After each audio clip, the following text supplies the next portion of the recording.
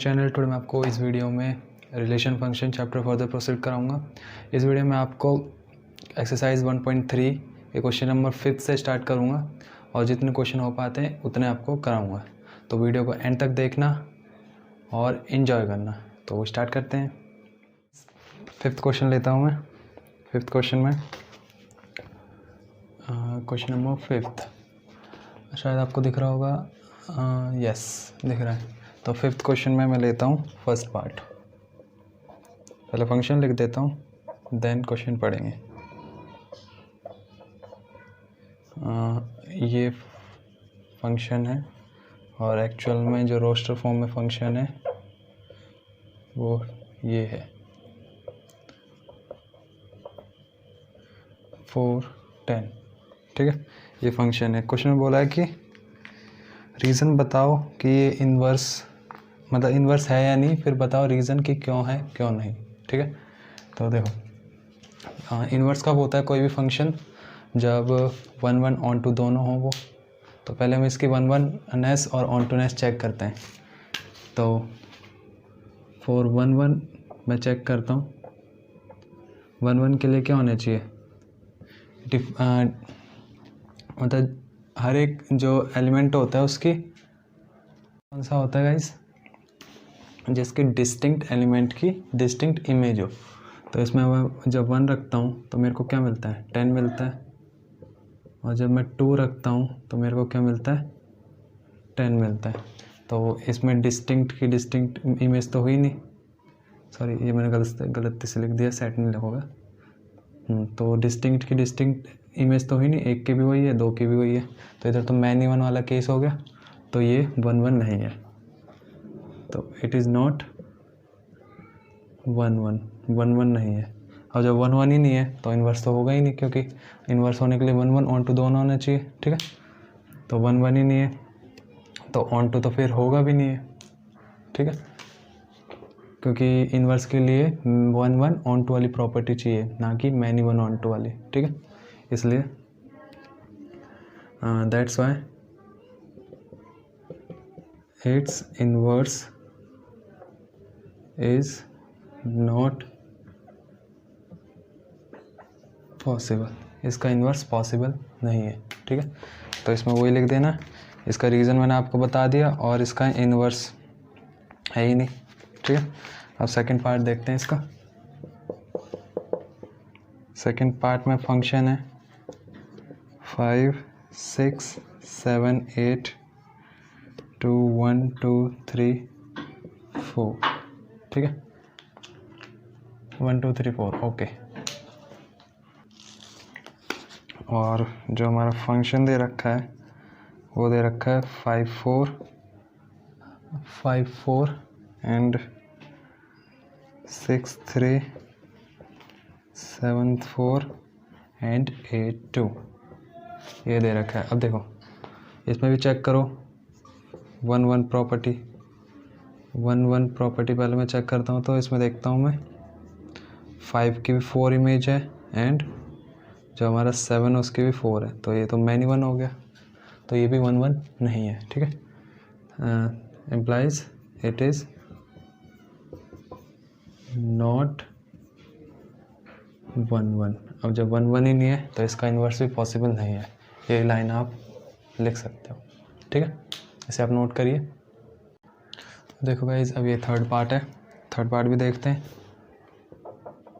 4 1 1, इसमें देखो 2 की इमेज 7 है, 3 की इमेज 9 है, 4 की इमेज 11 है एंड 5 की इमेज 13 है। अब सबकी डिस्टिंक्ट एलिमेंट की डिस्टिंक्ट इमेज है इधर, तो दैट्स वाई इट इज़ 1 1। ठीक है, अब 1 1 है तो ऑन टू भी चेक करना पड़ेगा। हम डायरेक्ट बोल नहीं सकते कि इन्वर्स पॉसिबल है इसका, तो ऑन टू भी चेक करो। 4 ऑन टू के लिए क्या होना चाहिए, सिंपली मैं बोलूँ तो जो उसकी रेंज है उसके कोडोमेन के बराबर होनी चाहिए। बट हाँ वही, तो रेंज कोडोमेन के बराबर होनी चाहिए। तो रेंज क्या है इसकी 7 9 11 13। रेंज क्या है 7 9 11 13, और इसका जो कोडोमेन है वो क्या है, वो भी 7, 9, 11, 13 है। तो इससे क्या हमें पता चल गया कि जो इसकी रेंज है उसके कोडोमेन के बराबर है। तो रेंज कोडोमेन के जब बराबर होती है तो वो ऑन टू होता है, और जब 1, 1 ऑन टू हो गया तो इसका इन्वर्स भी पॉसिबल है। Hence it's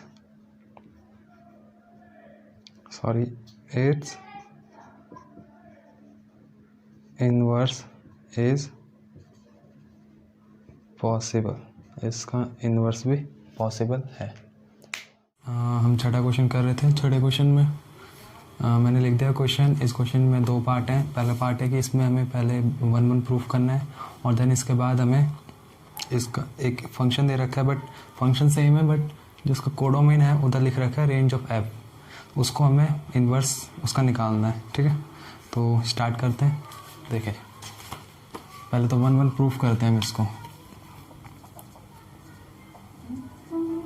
4, 1, 1 let x1 x2 belongs to codomain of F.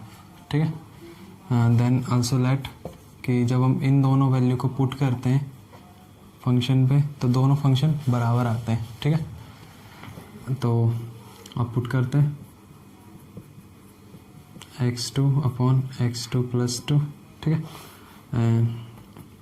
Cross multiplication कर लो, x1 x2 प्लस 2x2, और इसको x1 x2 plus 2x1, this one cancel, and 2x2 equals to 2x1, ये भी कैंसिल, और x2 बराबर x1 आएगा, हम इसे ऐसे लिख सकते हैं। ठीक है, तो इम्प्लाइज इट इज 1, 1, 1, 1 है ये। ठीक है, नोट कर लीजिए गाइस। फंक्शन तो सेम है, बट हमें क्या करना है, इसमें इन्वर्स निकालना है इसका इस बार। तो देखिए, हाँ, इन्वर्स निकालने के 2 मेथड थे, मैंने आपको बताया था। एक कि 1, 1 ऑन टू प्रूफ करके, मतलब बाइजेक्टिव प्रूफ करके, और जो सेकंड वन मेथड था वो था कंपोजिट फंक्शन वाला। ठीक है, तो कंपोजिट फंक्शन वाला देखते हैं। हम कंपोजिट फंक्शन वाले मेथड से इसको प्रूफ करेंगे। तो उसमें क्या करते हैं, सबसे पहले लेट मैं एक फंक्शन मान लेता हूँ g, जिसमें जो उसका डोमेन होगा वो होगी रेंज ऑफ f, एंड उल्टा कर लेता हूँ इसका बस, और ये इसका कोडोमेन होगा। ठीक है, अब मैं मानता हूँ let y be an arbitrary element in range of y। अब जो एलिमेंट है y इस फंक्शन का है, तो इसके कोडोमेन, इसके डोमेन में होगा ना, उसका डोमेन क्या है, रेंज ऑफ y। ठीक है, अब देखो, तो ऐसा हो गया। तो इसके लिए for this there exist x की वैल्यू एग्जिस्ट करती है, और वो वैल्यू क्या होती है मैंने आपको बता रखा है, उसको हम ऐसे y रख के पुट करते हैं, fx को y रख के पुट करते हैं। ठीक है, तो इसमें हम ऐसे भी कर सकते हो, या फिर आप ऐसे कर दो कि फॉर दिस ऐसे लिख दो सच दैट जो y होगा वो इसके बराबर हो जाएगा। ठीक है, फिर इससे x की वैल्यू निकालो, yx प्लस 2y बराबर x, तो इसकी वैल्यू क्या आ जाएगी, उधर भेज दो, 2y x minus y x, 2y x 1 minus y, और x बराबर क्या आ जाएगा, simply 2y upon 1 minus Y. ये हमारी x की वैल्यू आ गई। अब देखो x किसकी टर्म में है, y की टर्म में। ठीक है, तो y की टर्म में x है, तो ये हमारा जो फंक्शन बन जाएगा, ये हमारा जो हमने फंक्शन माने g, वो फंक्शन हमारे पास आ गया। ठीक है, अब देखो, अब कंपोजिट फंक्शन एक्चुअली था क्या, अब आएगा वो बारी। ठीक है, इधर मैं करता हूँ। इसमें हमें सबसे पहले निकालना होता है जी ऑफ एक्स। ठीक है, और ये हमारा आना चाहिए आई डोमेन आना चाहिए, मतलब कि आइडेंटिटी फंक्शन होता है, और उसमें जो हम पुट करते हैं वही हमारा आंसर आना चाहिए। अब एक्स किस में क्या है, एक्स इसके डोमेन में पुट होगा ना, तो एक्स से उसका आंसर आना चाहिए। कैसे आएगा वो देखो, जी एफ एक्स, तो जी के अंदर एफ एक्स पुट करेंगे, एफ एक्स क्या है ये है। अब जी के अंदर पुट करेंगे, जी फंक्शन क्या है, नीचे 1 minus x upon x plus 2, तो इसको सॉल्व करेंगे, आ जाएगा 2x अपॉन एक्स प्लस 2, और नीचे सॉल्व करेंगे तो x प्लस 2 माइनस एक्स बटे में x plus 2, this one cancel, और आगे इसको सॉल्व करेंगे तो 2x अपॉन नीचे एक कट के कैंसिल, और ये x, मतलब हमारा जी ओ एफ एक्स क्या आ गया, x आ गया, जो पुट करा था वही आ गया, मतलब कि जो हमने पुट करा वही आ गया, आई डोमेन, ठीक है, जिसे हम बोलते हैं। अब हम सेम तरीके से फॉग निकालेंगे, बट उसमें y रख के करेंगे, ठीक है। तो आप इसे नोट करिए जल्दी से। अब गाइस देखिए, जल्दी से हम निकालते हैं फॉग। अब फॉग बट इसमें y, अब देखो, अब इसमें आना चाहिए आई कोडोमेन। अब कोडोमेन क्या होता है फंक्शन का, ये वाला होता है पार्ट, तो यही आना चाहिए, मतलब जो अब y किस में हम मानते हैं, कोडोमेन में मानते हैं ना, तो वही बात है, ठीक है। तो y हमारा इसका इधर भी y आना चाहिए, जो हम पुट करेंगे वही आना चाहिए, उसको हम आइडेंटिटी फंक्शन बोलते हैं, ठीक है। इसलिए मैंने आई कोडोमेन लिखा। और देखो ये हो जाएगा, क्योंकि ये तो सॉल्व करना आता होगा आपको। अब जी वाई क्या था, 2y अपॉन 1 माइनस वाई, इसको एफ एक्स में पुट करेंगे हम, 2y अपॉन 1 माइनस वाई बटे में 1 माइनस 2y, चलो मैं बड़े वाला ब्रैकेट लिख लेता हूँ, 2y upon 1 minus Y plus 2, इसमें 2y 1 minus y upon 2y plus 2 minus 2y upon 1 minus y, 1 minus y से 1 माइनस क्या कैंसिल, और इससे ये कैंसिल हो गया, तो ऊपर 2y बचा, नीचे 2, आ गया आंसर y। तो एफ ओ जी और x आ गया, और एफ ओ वाई हमारा y आ गया। तो इससे हम बोल सकते हैं hence given function is invertible, ठीक है। And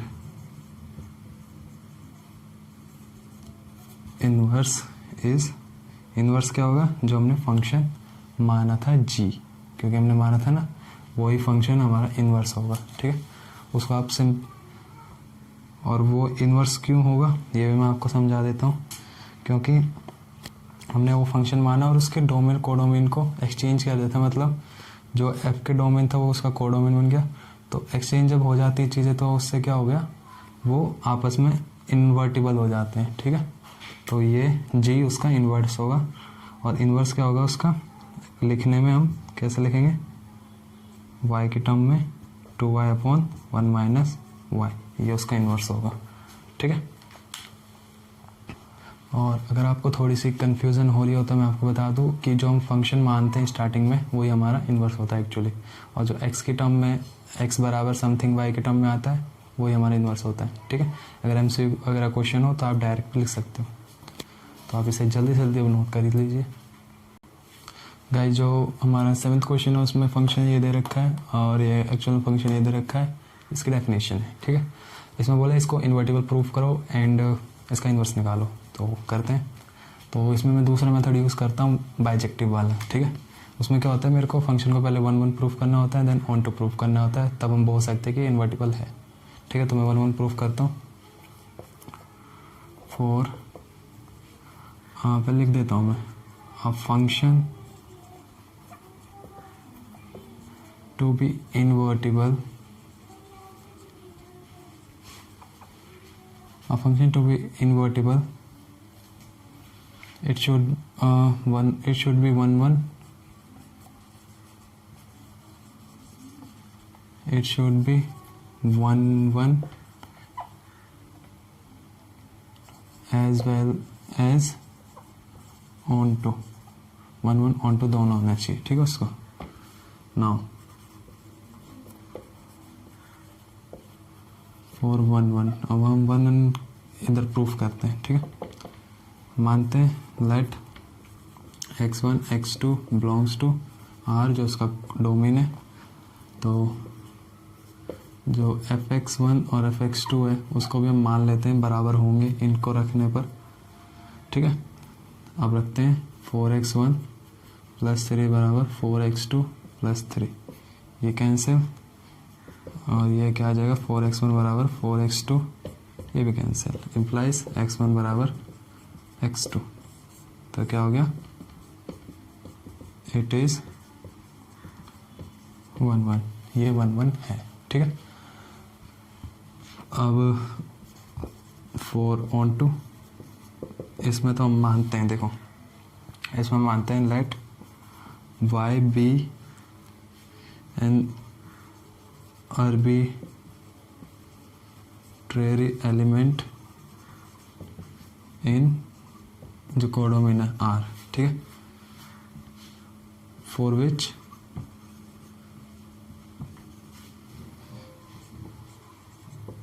there exist x।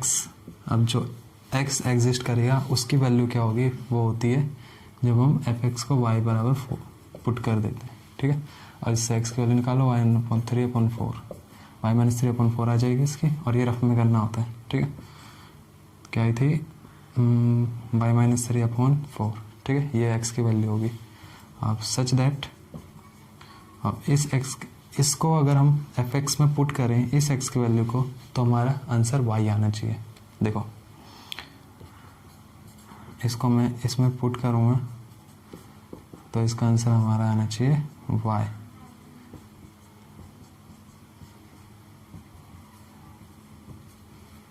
क्या आया आंसर, y। तो हम बोल सकते हैं इट इज़ ऑन टू। देखो समझा भी देता हूँ मैं, जो एलिमेंट हमने माना कोडोमेन में हमने क्या माना y, और वही हमारा रेंज आ गया, तो रेंज बराबर कोडोमेन हो गया। यही हमारा ऑन टू का क्या होता था, एक मेन रूल होता था। तो इसमें भी हमारा वो रूल कंप्लीट हो गया, तो हम बोल सकते हैं इट इज़ ऑन टू। अब ये ऑन टू हो गया, 1 1 हो गया, तो इन्वर्टिबल भी होगा। तो आप पहले इसको नोट करिए, देन मैं आपको आगे कराता हूँ। देखो भाई, जो लाइन लिखनी थी मैंने लिख दी, और इन्वर्टिबल होगा वो, अगर 1 1 1 2 होगा तो हमने प्रूफ कर दिया इन्वर्टिबल। अब जो इन्वर्स होगा वो क्या होगा, इन्वर्स इसका वो होगा जो हमने x की टर्म में निकाला, क्योंकि पिछले मेथड में भी कंपोजिट वाले में भी वही होता है, तो इसमें भी वही होता है, लगभग नहीं होता ही है। सॉरी मैंने गलती से बोल दिया, बट होता है, ठीक है। तो इन्वर्स हमारा क्या आ जाएगा, y-3/4। इसको और करके लिखना है तो f इन्वर्स y की टर्म में y-3/4। अगर आपको x की टर्म में चाहिए इधर x रख दो, इधर x आ जाएगा, क्योंकि हमें पता है जो हम फंक्शन पुट करते हैं वही रिजल्ट में भी आता है। अब आप इसे नोट कर लीजिए। तो गाइज आज के लिए बस इतना ही। Stay tune for next.